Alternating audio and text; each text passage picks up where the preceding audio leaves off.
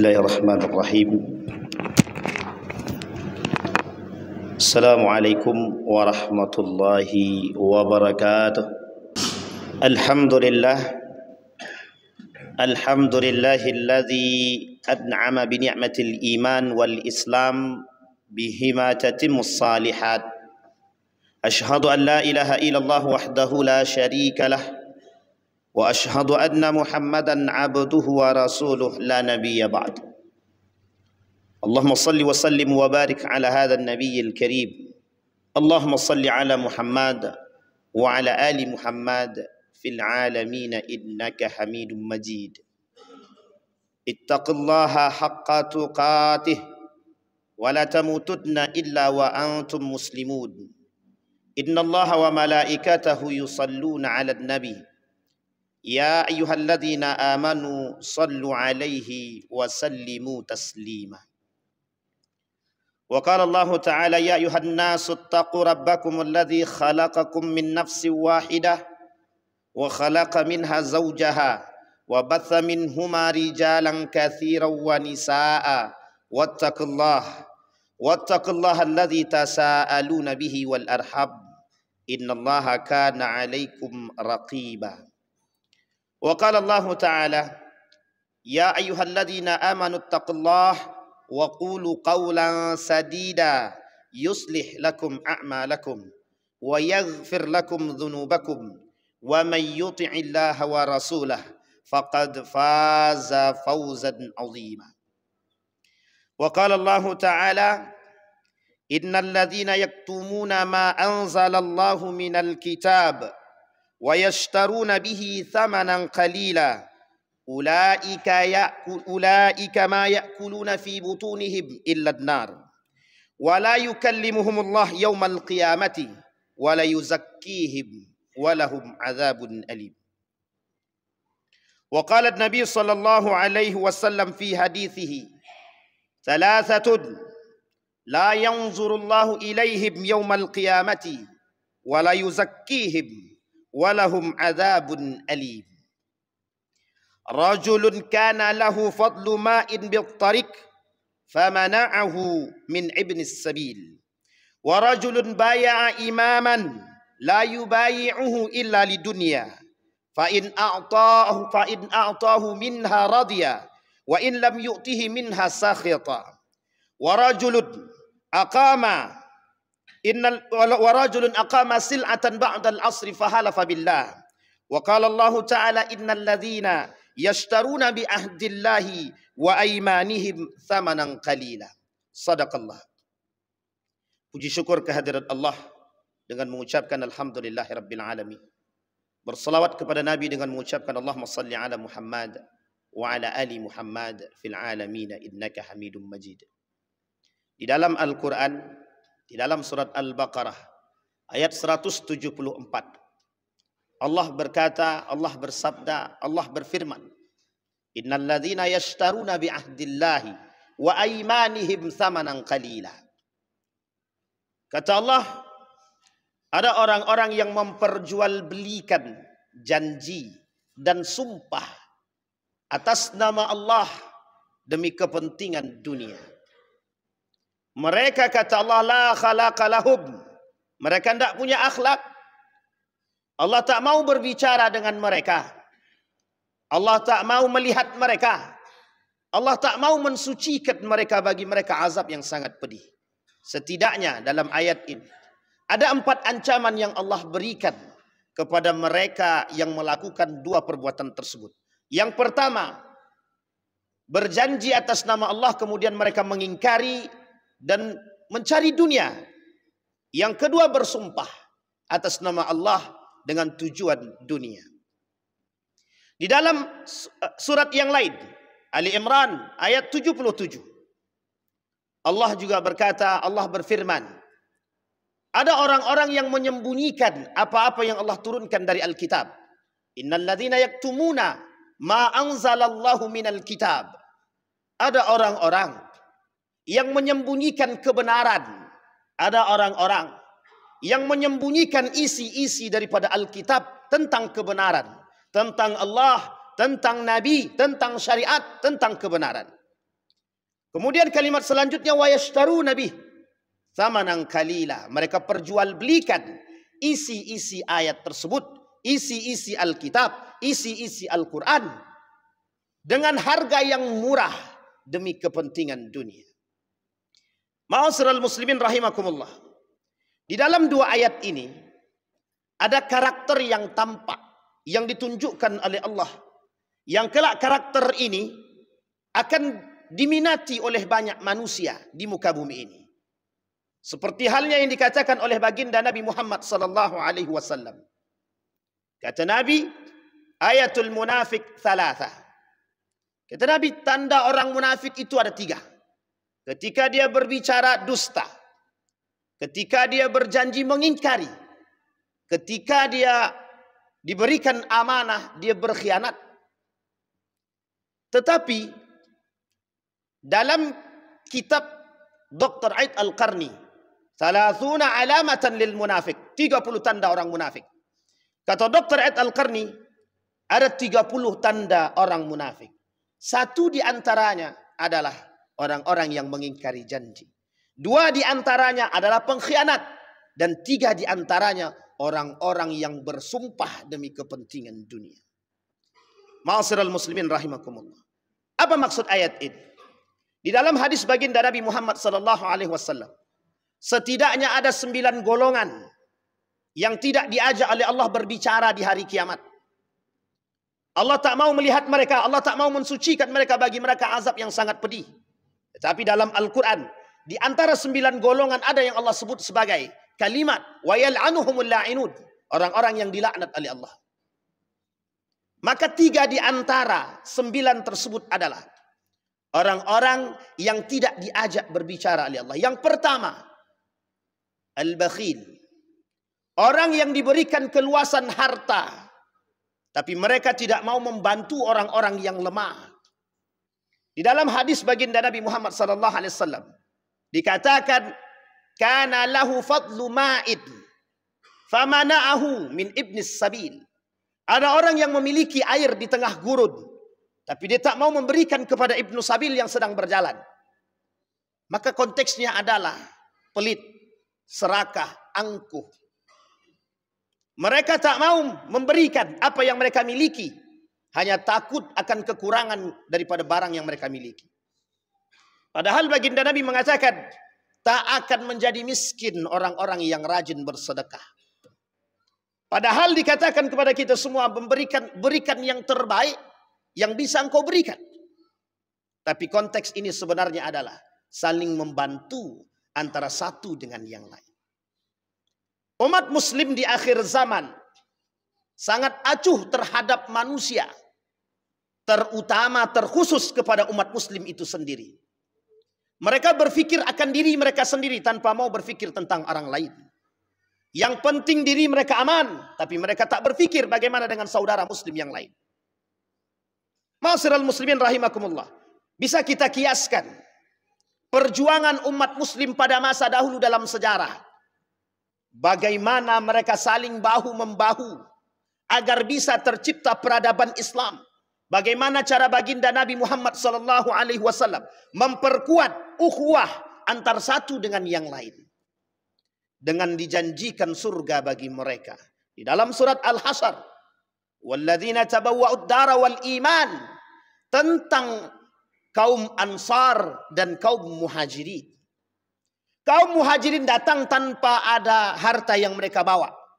Tapi kaum Ansar menerima kedatangan mereka dengan sukarela, dengan senang hati, dengan bahagia. Bahkan di dalam sejarah dikatakan, kaum Ansar menerima kedatangan kaum Muhajirin.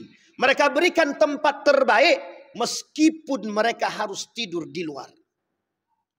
Bagaimana cara Nabi membentuk ukhuwah Islamiyah, persatuan yang baik di antara kaum Muhajirin dan Ansar? Satu di antaranya adalah bahu-membahu, saling membantu, saling memunculkan perhatian, karena Islam mengajarkan kepada kita memperhatikan umat mukmin dan muslim. Innamal mu'minuna ikhwah fa aslihu baina akhawaikum.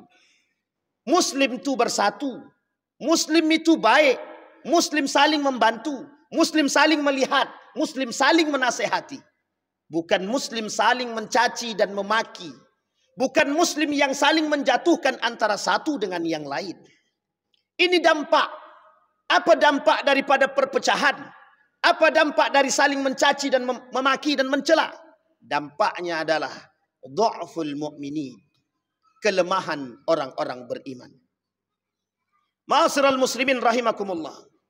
Maka kembali kepada apa yang kita sampaikan, yang disampaikan oleh baginda Nabi Muhammad sallallahu alaihi wasallam. Satu di antara nilai saling berbagi adalah persaudaraan. Yang kedua kata baginda Nabi Muhammad sallallahu alaihi wasallam, wa rajulun baya'a imaman wa lam yubayi'uhu illa lid-dunya fa in a'ta radiya wa in lam yu'ti sakhata. Ada orang-orang yang berbaiat kepada pemimpin, tapi tujuannya dunia. Mereka tak akan memilih kalau tak mendapatkan sesuatu. Mereka tak akan mendekat kalau tidak mendapatkan sesuatu. Mereka tidak akan merapat kepada pemimpin kalau tidak mendapatkan sesuatu. Maka kalau mereka tak mendapatkan sesuatu, mereka tidak merapat. Orang-orang seperti ini dikategorikan oleh Dr. Aid Al-Qarni sebagai kaum munafik yang mencari keuntungan untuk diri mereka tanpa harus berfikir yang lain pada diri mereka sendiri. Tanpa harus berfikir bagaimana dengan orang yang lain. Tapi mereka mementingkan diri mereka. Bahkan uniknya, ada orang-orang yang merasa beragama, memiliki agama, mendekat demi kepentingan dunia. Mendekat demi mencari keamanan dunia. Dan ada orang-orang yang memang sengaja merapat dan mendekat, memilih agar mereka berada pada posisi yang aman. Bukan karena Allah. Mereka memilih bukan karena Allah. Mereka mendekat bukan karena Allah. Manisdada minas sultan wa manisdada minas sultani qurban wa mazdada minallahi illa bu'dan. Barang siapa yang mendekat kepada sultan dengan tujuan dunia, maka tidak lain dan tak bukan dia tak akan bisa mendekat kepada Allah kecuali jauh daripada Allah. Yang ketiga, disampaikan oleh baginda Nabi Muhammad sallallahu alaihi wasallam, ada orang-orang yang bersumpah untuk menarik perhatian manusia demi kepentingan. Dalam kalimat sumpah ini terdapat makna. Ada orang-orang yang bersumpah untuk mendapatkan kepercayaan orang. Ada orang-orang bersumpah tapi mengingkari sumpah. Ada orang-orang yang bersumpah tapi mereka berdusta. Seperti yang dikatakan oleh Allah di dalam Al-Quran. Innal ladzina yashtaruna bi ahdillahi wa aymanihim thamanan qalila. Orang-orang yang bersumpah atas nama Allah. Orang-orang yang berjanji atas nama Allah. Tapi mereka mengingkari janji mereka dan sumpah mereka. Apa dampak daripada perbuatan mereka? Dikategorikan sebagai manusia munafik. Apa alasan mereka mengingkari? Karena ada kepentingan dunia. Apa alasan mereka bersumpah kemudian mereka mengingkari? Karena kepentingan dunia. Sesuatu demi kepentingan dunia yang didorong oleh hawa nafsu akan mendorong seseorang untuk mengingkari sumpah dan janji. Ma'asyiral muslimin rahimakumullah. Kita temukan di akhir zaman perbuatan-perbuatan seperti ini. Seolah-olah umat muslim hari ini tidak pernah takut dengan ancaman Allah. Mereka seolah-olah berbuat merasa aman tanpa pengawasan dari Allah. Tapi mereka salah. Allah memantau perbuatan mereka.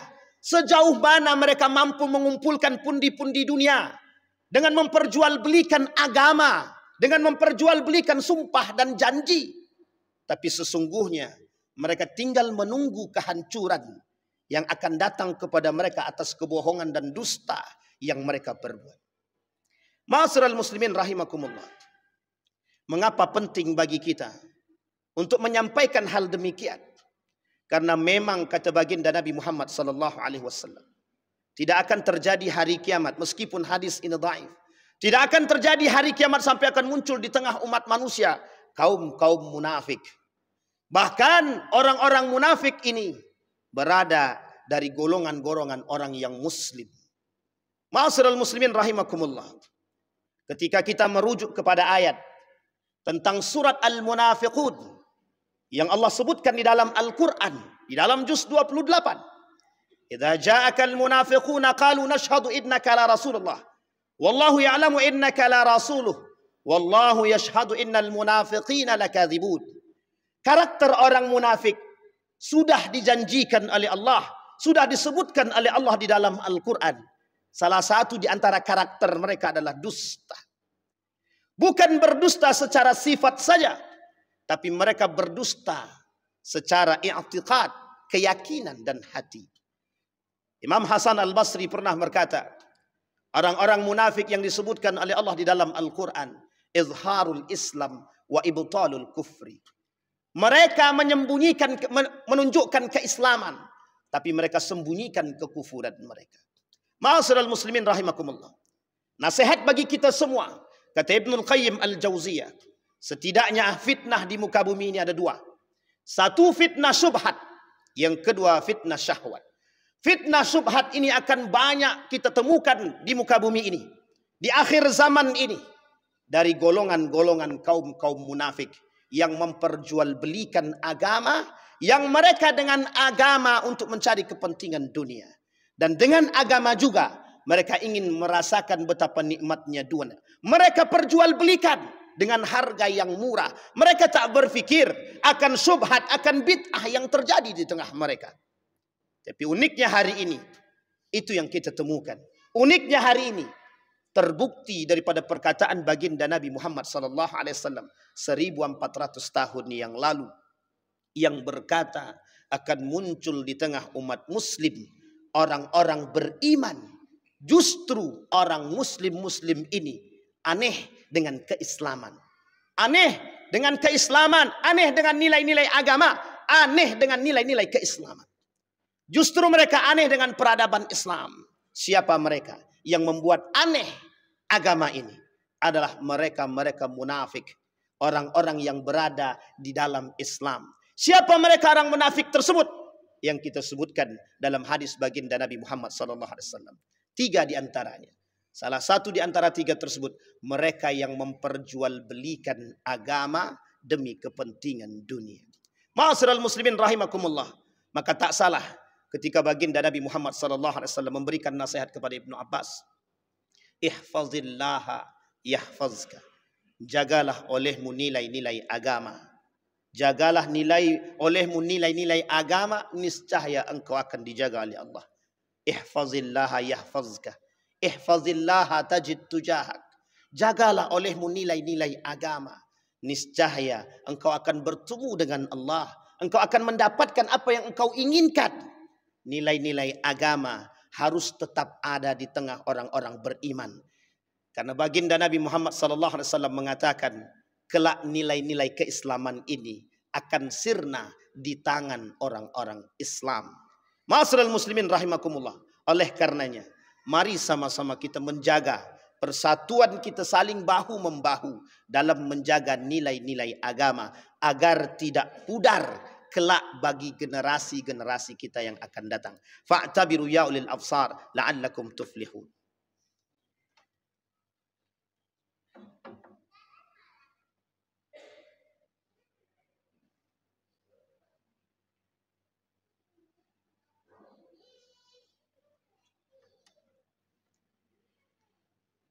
Alhamdulillah, alhamdulillahilladzi arsala rasulahu bil huda wa dinil haq liyudhhirahu 'ala ad-dini kullih wa kafa billahi shahida. Asyhadu an la ilaha illallah wahdahu la syarika lah wa asyhadu anna Muhammadan abduhu wa rasuluhu la nabiyya ba'd. Allahumma salli wa sallim wa barik 'ala hadzal nabiyil karim. Allahumma salli 'ala Muhammad wa 'ala ali Muhammad fil 'alamin innaka Hamidum Majid. Ittaqullaha haqqa tuqatih wa la tamutunna illa wa antum muslimun. Innallaha wa malaikatahu yusalluna 'alan nabi ya ayyuhalladzina amanu sallu 'alaihi wa sallimu taslima.